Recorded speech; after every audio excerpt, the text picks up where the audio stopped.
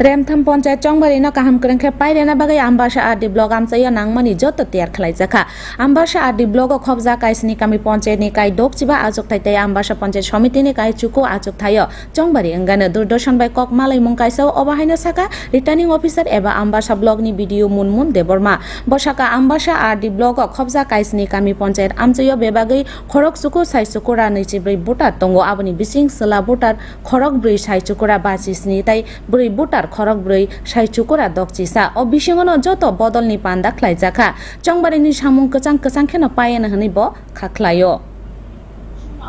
করার পর আমাদের অলরেডি সহদলীয় বৈঠক হয়ে গেছে তার মধ্যে আমাদের যে কনসার্ন এআরও ছিলেন তারপর সেক্টর অফিসাররা ছিলেন এসডিপিও আমবাসা ছিলেন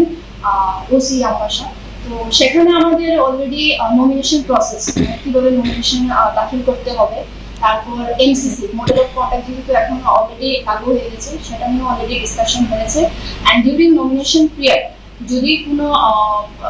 আনওয়ার্ড ইনসিডেন্ট যাতে না হয় সেজন্য আমাদের অলরেডি সিকিউরিটি মেজার্স নিয়ে অলরেডি আমাদের আলোচনা হয়ে গেছে তাছাড়া যদি আমি বলতে যাই